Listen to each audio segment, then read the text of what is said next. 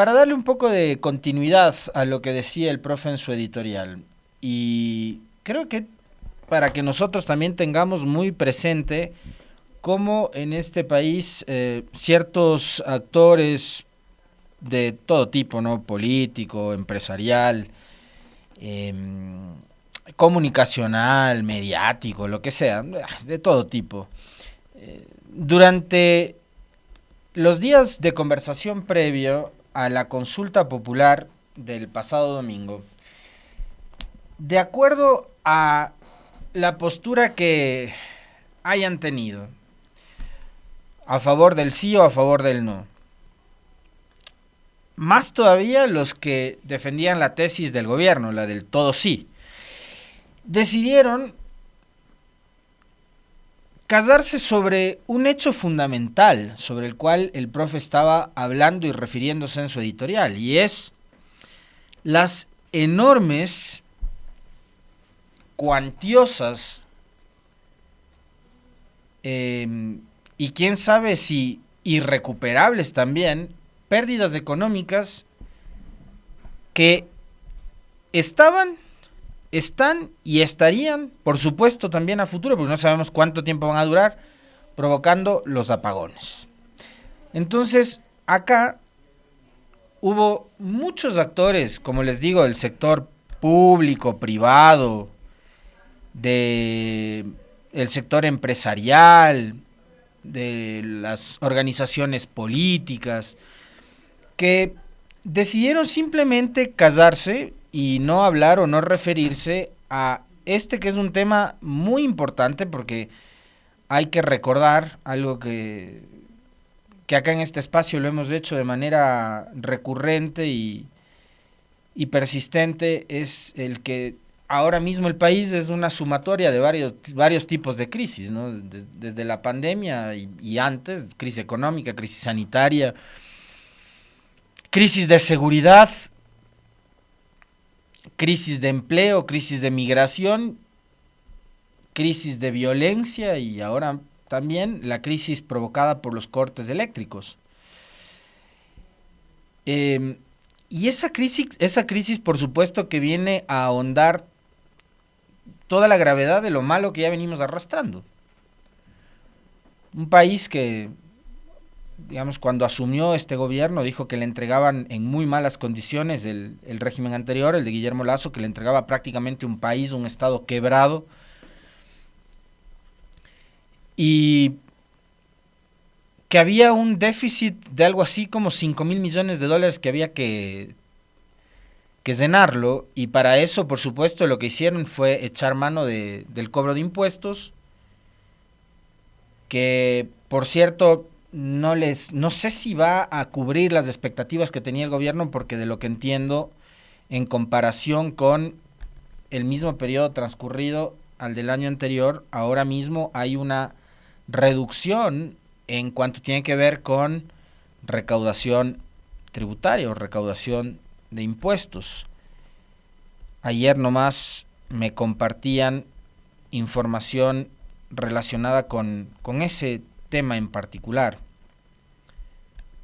Déjenme ver si por acá encuentro justamente lo que tiene que ver con datos específicos de, de lo relacionado a la recaudación tributaria. A ver, por acá está.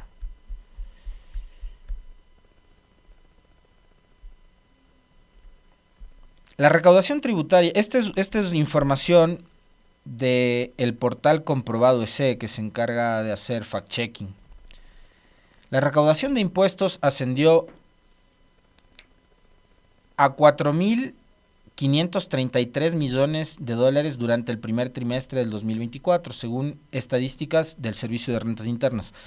Esto significa tan solo un incremento anual del 0.3, equivalente a 160 millones de dólares más en comparación con el mismo periodo, es decir, el primer trimestre del 2023. ¿Qué significa esto? Que a pesar de la reforma tributaria de Noboa, de la ley urgente económica que tenía, entre otras cosas, el incremento del IVA del 12 al 15%, la recaudación tributaria ha caído 11 puntos en este 2024. Eso en resumen. El panorama en cuanto a recaudación de impuestos para 2024, según el Servicio de Rentas Internas, no es para nada alentador debido al impacto de los apagones en la actividad económica de Ecuador y la crisis energética. Durante los 3 primeros meses del año, el crecimiento de la recaudación tributaria obedece a los cambios tributarios contemplados en las últimas reformas, como la Ley de Eficiencia Económica y la Ley del Conflicto Interno.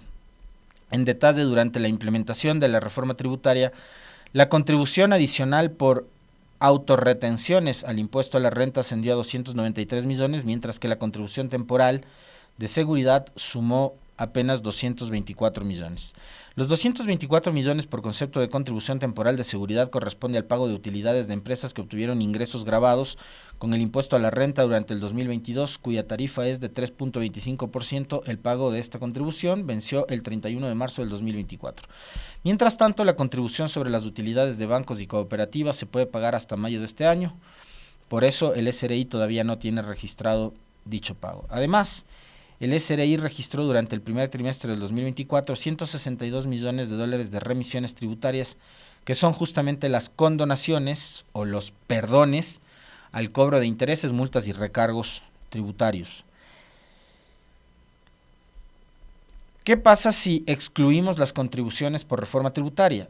Sin considerar valores ocasionales, la recaudación fue de $4.017 millones en el primer trimestre del 2024. Es decir, un 11% menos que en el mismo periodo del 2023. Ustedes recordarán que ahí la cifra era $4.533 millones. Ahora es apenas $4.017 millones.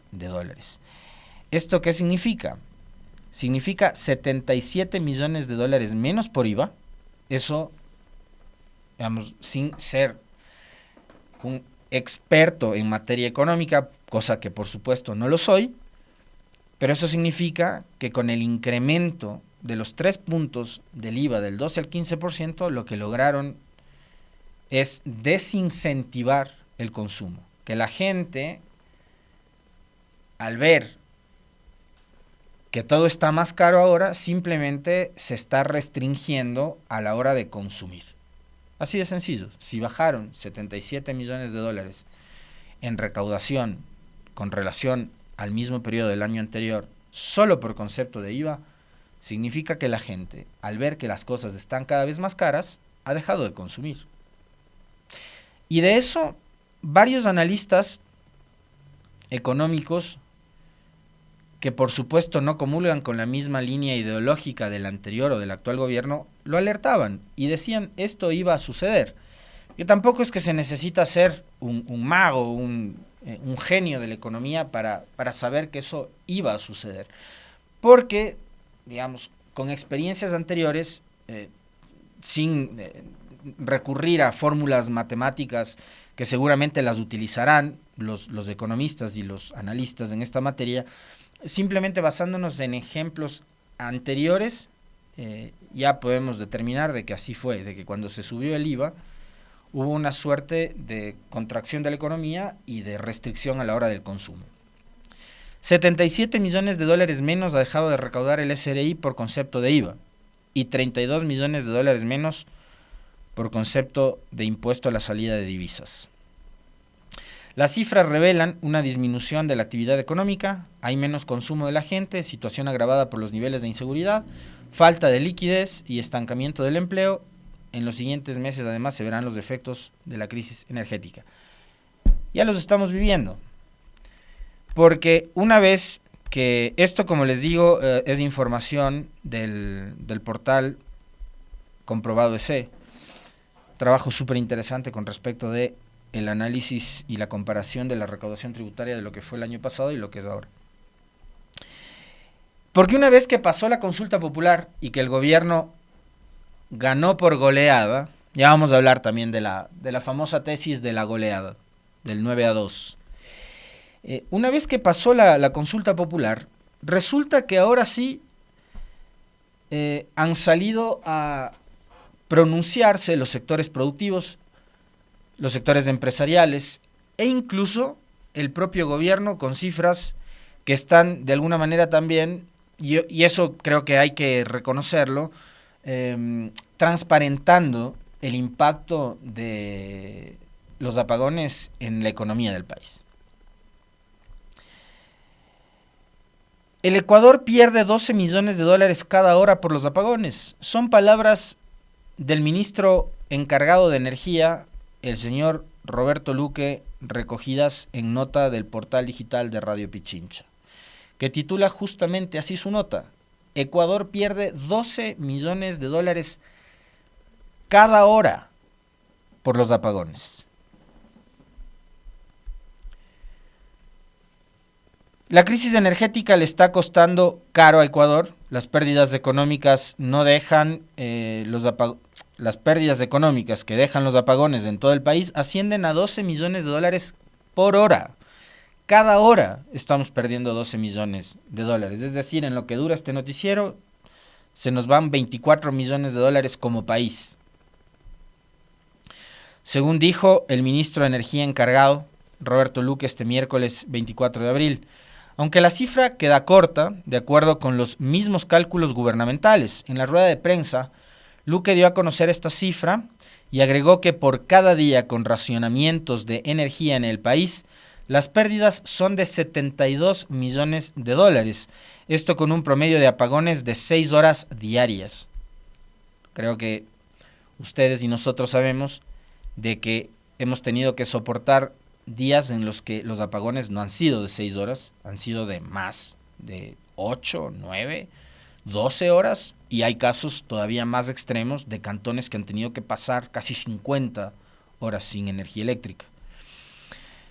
Estas cifras son las mismas que detalló por la mañana la presidenta de la Cámara de Industrias, María Paz Hervis, en entrevista con Teleamazonas. La representante gremial señaló que calculan 12 millones de dólares en pérdidas por hora de apagón en el comercio, es decir, ventas en industrias, producción y exportación. Precisó que en 6 horas de apagones serían 72 millones de dólares, en 5 días hábiles 360 millones de pérdidas, solo en producción. Sin embargo, Hervis habló de más pérdidas no calculadas por daños provocados por la alteración en la cadena de frío de productos alimenticios, por sanciones por incumplimiento de entrega y por la pérdida de confianza de los clientes. Es toda una cadena de consecuencias por efecto de los famosos apagones, ¿no?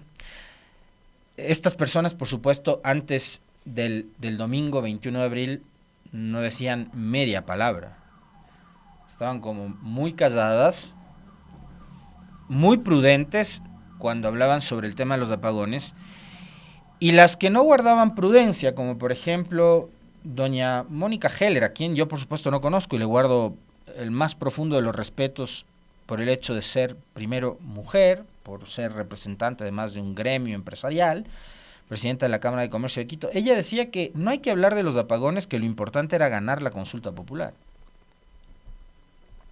Bueno, la Cámara de Comercio de Guayaquil hizo exactamente lo mismo, sacar un comunicado diciendo que de momento no había que hablar, ni siquiera mencionaban la palabra apagones, ni racionamiento, ni crisis energética, sino que había que hacer campaña por el sí y pedirle a la gente que vote todo sí. Hoy, que ya vemos, no puede ser que sigan en silencio, han decidido salir y hablar. Pero por supuesto hay que comentar, y ustedes están en todo el derecho, como nosotros también, de evaluar el por qué se quedaron callados los días previos al 21 de abril y por qué hoy recién empiezan a emitir este tipo de alertas y a decirnos de que el Ecuador está perdiendo entre 12 y más millones de dólares por hora con los apagones. Además, hay otros sectores que seguramente enfrentan más pérdidas y que no están aglutinados en la Cámara de Industrias: los dueños de pequeños restaurantes de barrio, los vendedores de helados, las microempresas, las madres y padres de familia que ni siquiera tienen claro qué días y en qué horarios tendrán apagones, ya que el calendario de cortes no es semanal, sino diario. En el decreto ejecutivo 229, a través del cual el presidente Daniel Noboa declaró un nuevo estado de excepción, el gobierno estimó pérdidas de 19.95 millones de dólares basándose en una publicación de diario La Hora. Eso es lo que sucede ahora mismo en nuestro país con respecto de lo que provocan los apagones en la economía del país.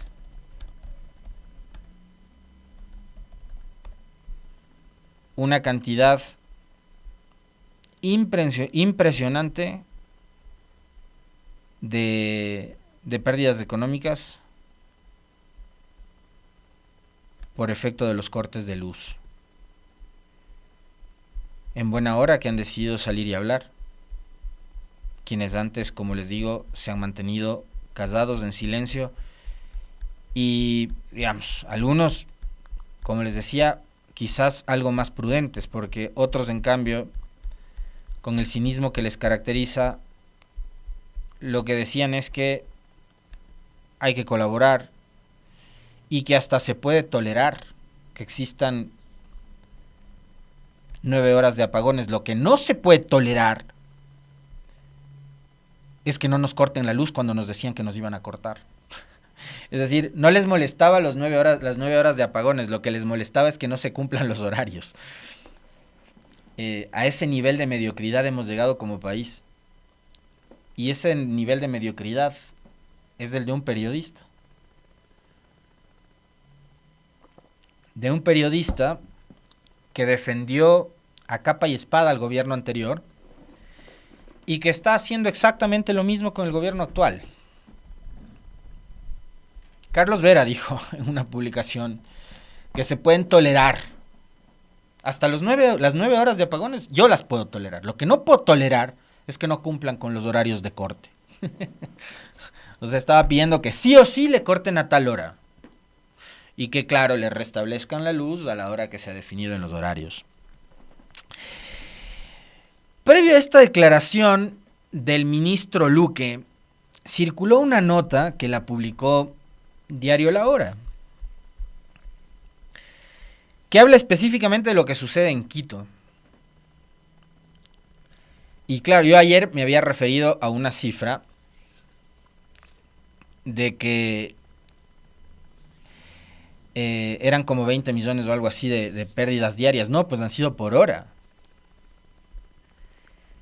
En la nota de Diario La Hora, y ya van a ver ustedes por qué tomo como referencia esta nota del Diario La Hora, se dice que la capital, solo Quito, habría perdido 900 millones de dólares en los 9 días por los racionamientos de energía.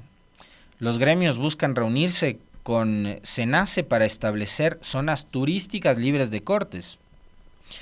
En las calles de Quito, desde muy tempranas horas de la mañana, se percibe el olor a diésel, bueno, hacen una crónica sobre el asunto de la utilización de los motores eléctricos que están utilizando varios negocios. Motores que además de paso se han encarecido, por supuesto, porque ahora hay una alta demanda para contar con... No, porque no, además no sabemos cuánto tiempo más vamos a pasar sin luz. Apareció por ahí Santos Dalvite, el ministro de Electricidad de Guillermo Lasso, uno de los responsables de esta crisis. Ojalá en algún momento se haga justamente justicia con él, tanto en el ámbito político, y si tiene que trascender a otro ámbito de igual manera, tendrá que hacerse responsable de sus omisiones y también, por supuesto, de sus acciones al frente del Ministerio de Electricidad. A decir que los cortes pueden durar hasta 6 meses. ¿Se imaginan ustedes a este ritmo cuando el país pierde 12 millones de dólares por cada hora con 6 meses de apagones? Nos vamos a quedar sin país. Pero quería hacer referencia justamente a este dato que habla específicamente de la capital y que cita Diario La Hora, a partir de conversaciones y testimonios de empresarios y gente vinculada al sector productivo de la capital de la República. La capital habría perdido 900 millones de dólares en 9 días por los racionamientos de energía. yo no he visto ningún tipo de reclamo ni de postura crítica, firme, digna en defensa de la capital, de todos quienes en su momento ejerciendo el papel de integrantes de la sociedad protectora del adoquín y de las paredes patrimoniales reclamaban por las pérdidas económicas que habían generado los paros de octubre del 2019 y de junio del 2022. Ojo, yo no estoy justificando lo uno con lo otro. Estoy pidiendo que por favor los defensores de la capital, miembros activos de la sociedad protectora del adoquín, de las paredes patrimoniales y de los monumentos históricos, por favor salgan a reclamar por los casi $1.000 millones que ha registrado Quito durante todos estos días de apagones. Acá había incluso personajes que defendían los derechos humanos de los edificios. Hoy no aparecen.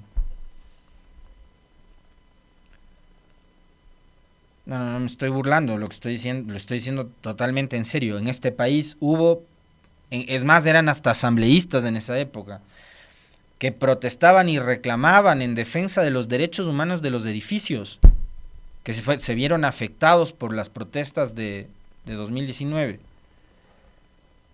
y que ahora no dicen media palabra por las pérdidas económicas que está experimentando la capital de la República, Quito, después de tantos días de apagones. Casi $1.000 millones ha perdido esta ciudad. Y parecería que es como que, vean pana, relajémonos y acostumbrémonos. Pero es que se imaginan ustedes si es que los apagones como están ahora, que hay 9, 12 horas, 17, 15 horas de apagones como los que tenemos, hubiesen sucedido en un gobierno que no era un gobierno de empresarios, que no era un gobierno de banqueros, que no era un gobierno de la derecha o de la ultraderecha de este país. ¿Qué hubiera sucedido si es que estos cortes de energía ocurrían en un gobierno de izquierda o de una tendencia diferente al actual? Y recibo un mensaje, no tengo el nombre de la persona que escribe esto, pero me parece totalmente apropiado el comentario. A todo esto habría que sumarle también, por supuesto, las emisiones de CO2 por la utilización de todos los motores eléctricos a diésel o a combustible fósil que están funcionando no solo en Quito, sino en todo el país. Es decir, a todo el daño, a todo el perjuicio económico que está experimentando en este momento el país, hay que sumarle además todo el perjuicio que está recibiendo el ambiente, el planeta, nuestro país en materia ambiental por la utilización de los motores que funcionan con combustible fósil. Súper oportuno el comentario que nos acaban de enviar. Pero parecería que, y para alguna gente que es fanática de este espacio, que le encanta y que son seguidores del gobierno, lo que deberíamos hacer es acostumbrarnos a esta realidad. Entonces, dejemos de... Y yo creo que está bien, además, si algo bueno podría hacer en este momento el gobierno, por supuesto dejando de utilizar niños en sus spots, dejen de utilizar niños en los spots, respeten lo que dice la normativa, sean un poco más sensibles con aquello. Lo que deberían hacer es una gran campaña de comunicación para el ahorro energético y también para el ahorro del agua. Porque si ya nos quieren acostumbrar a vivir con cortes de energía y casi que vivir como vivían en la época de las cavernas, sin electricidad, sin luz, sin computadoras, sin alumbrado público, en fin, sin servicios que necesitan del fluido eléctrico, si ya nos quieren trasladar a vivir como se vivía en las cavernas, por lo menos háganlo utilizando las herramientas de comunicación que tienen y publicitando como le están publicitando ahora mismo al presidente, con esos espacios patrocinados en los medios, hablando de la famosa goleada. Por lo menos hagan algo positivo y edúquennos como sociedad para ahorrar la energía y para ahorrar en el consumo de agua.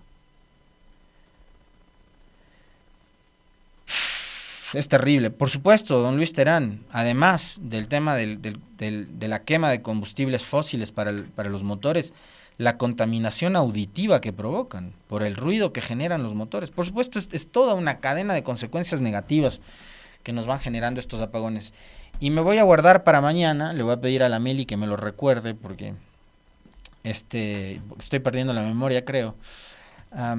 La campaña que hay desde el gobierno y varios voceros, no necesariamente funcionarios del gobierno, pero funcionales al gobierno, que ya están empezando a hablar de un bypass para las reformas laborales y meter, por donde debió haber metido siempre los temas que plantearon en la consulta, por la asamblea, una reforma laboral que apunte al trabajo por horas y a la flexibilización laboral. Ya consultaron a la gente les dijo mayoritariamente que no. Bueno, ahora van a bypassear la consulta popular y van a ir por la asamblea o por el mecanismo que ellos crean que es el más conveniente para reformar finalmente estos temas relacionados con el trabajo por horas. Lo ha dicho el viceministro Torres, lo han dicho también algunos otros voceros, no necesariamente funcionarios del gobierno, representantes de algunas cámaras, algunos otros empresarios, académicos que han empezado ya la vocería para hablar de, según su punto de vista, la necesidad de establecer el contrato por horas en la legislación. No se van a quedar tranquilos, tanto que hay unas contradicciones gigantescas, unas que tienen que ver con que finalmente este tema sí le interesaba al gobierno. Hablan de la dichosa goleada, pero van a insistir, por ejemplo, en esto. Le quisieron endosar a Construye la autoría de esta pregunta, de este tema del contrato por horas, pero resulta que ha sido una tesis del gobierno porque ellos la quieren defender y la quieren sacar adelante a como dé lugar, a pesar del pronunciamiento popular. Así que eso me voy a guardar para el día de mañana.